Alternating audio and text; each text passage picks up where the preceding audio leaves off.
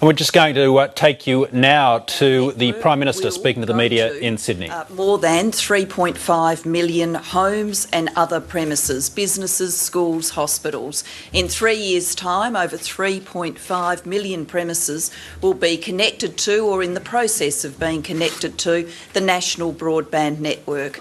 This is part of our plan to make sure that there is broadband around the nation, and we need to do that because whilst our copper telephone network has served us well, if we don't embrace the future, our old network will choke off economic possibilities for the future, and it will choke off the future for education and health services.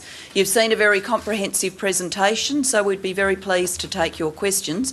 Just to be clear, we'll take NBN questions first, and when we've exhausted NBN questions, then we'll move to other issues of the day, and I'll try and field them and get them to the right person. My experience of these press conferences is there are people who are very much interested in the technical questions and people with a broader view, so I'll try and shepherd the questions on that basis. Yes.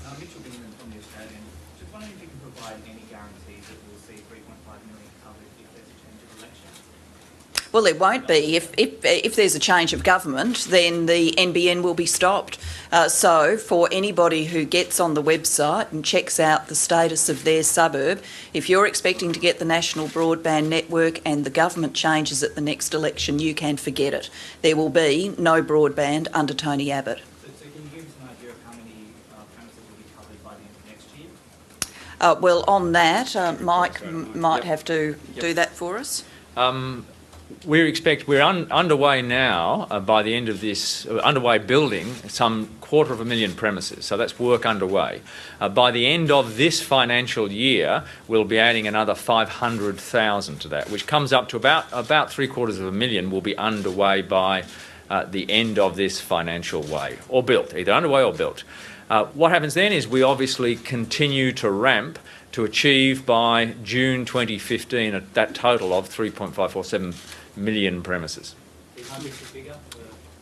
They're the best figures we can give you, but if I can, I'll go to Minister Conroy on this, but before I do, I just want to be very clear about this.